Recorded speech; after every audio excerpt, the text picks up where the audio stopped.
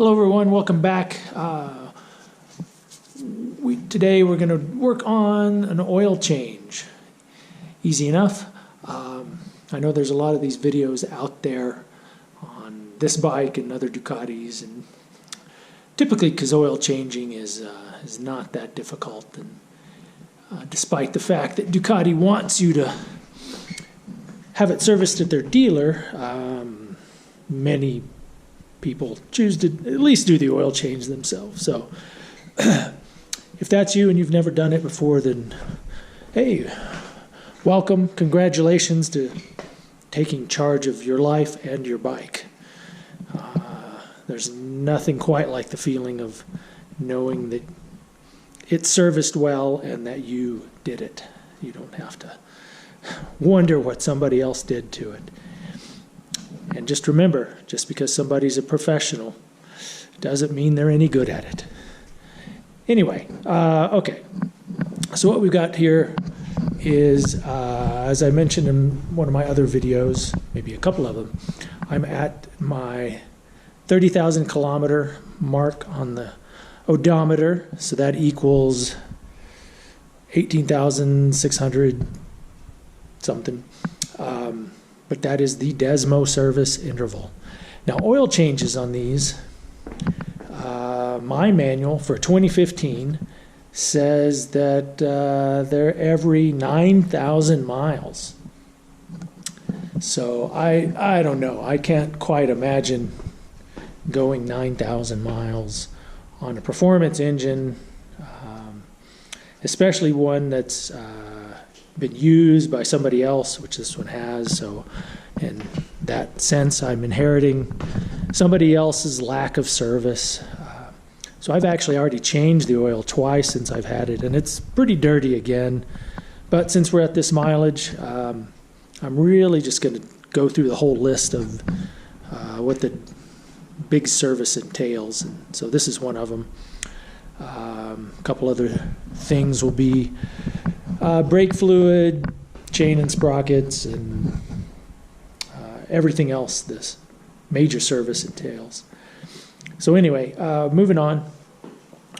For the Hyperstrada, I kind of wanted to chat. I've seen some other videos. These are the tools, some of the tools you'll need.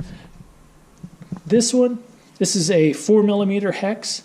This is really just if you have a Hyperstrada with this this little guard down here, this little skid plate. I don't believe that the Hypermotards have that. Correct me if I'm wrong. So I definitely have to use that just to get that off. You don't have to do it to drain the oil, just change the oil. But if you want to change the filter, you got to take that little guy off to get to the filter. This is interesting. This is a 5mm hex. There is a, what would you call it? A secondary drain plug down there. Once I take the skid plate off, I'll show you exactly where that is. But it is not the primary drain plug. It is a small drain plug with a magnet tip.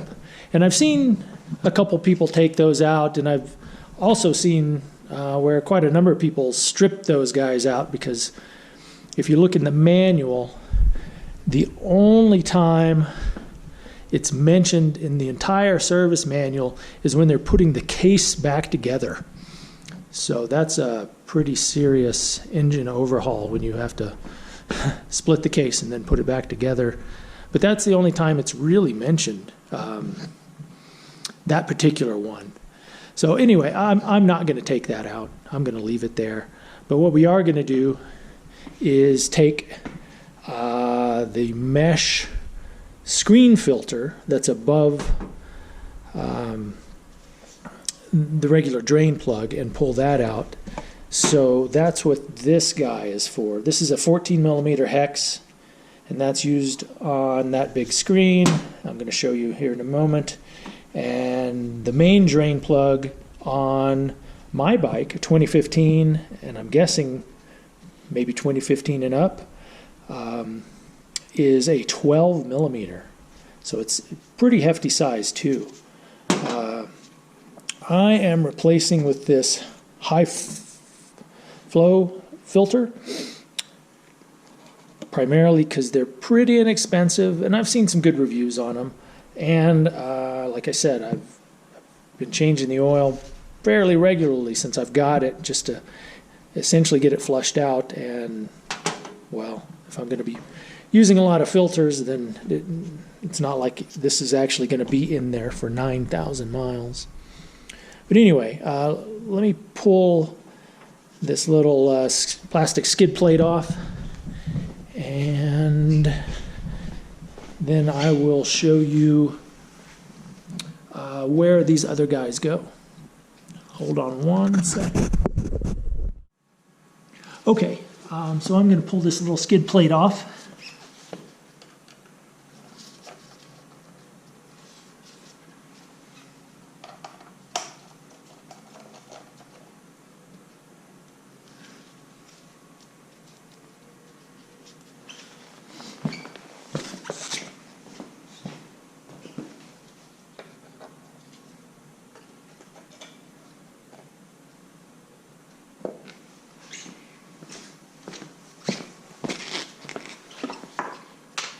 And we'll move that out of the way. So that's all this 4 millimeter was for. So again, this 5 millimeter for the secondary bolt. Let's see if we can get an eye on it under here. So this is it here. Right there, it's a snug 5 millimeter. If it's loose, it means somebody else has been at it and probably stripped it out some. So,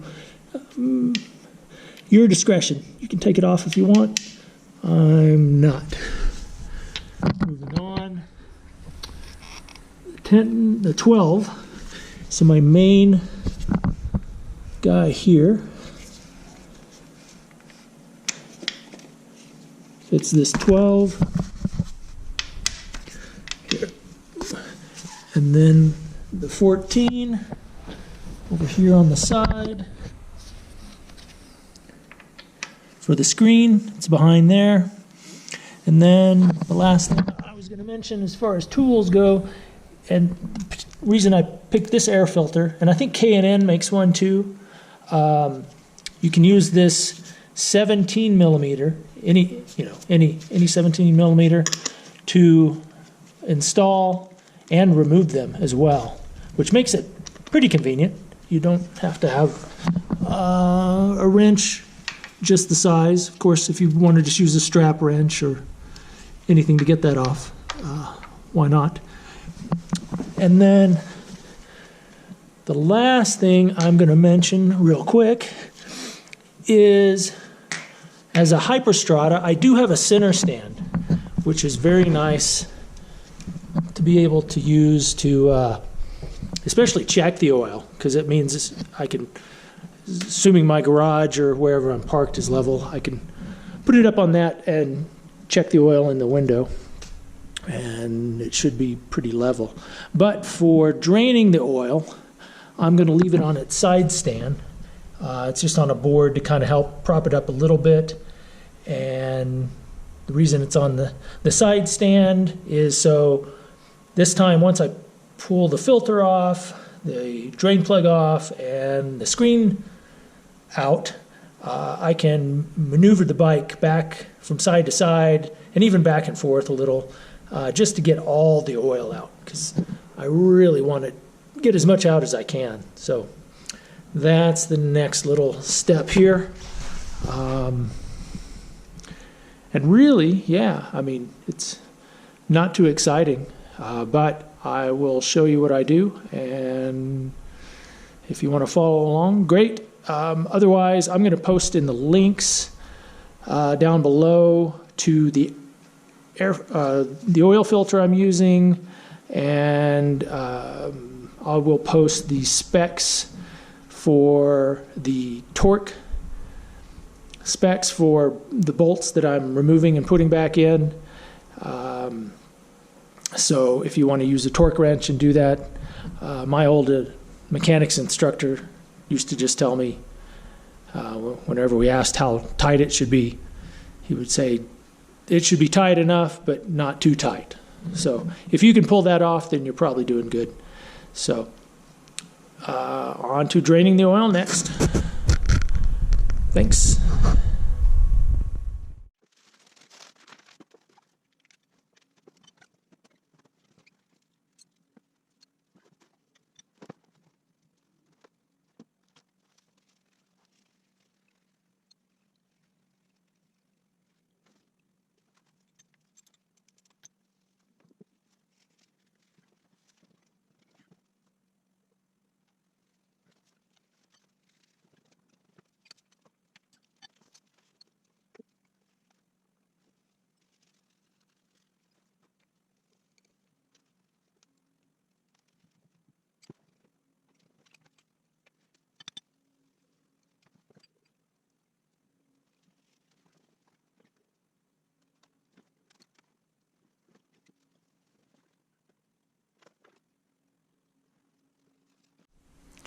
All right, so we've got it all apart. We've got everything out.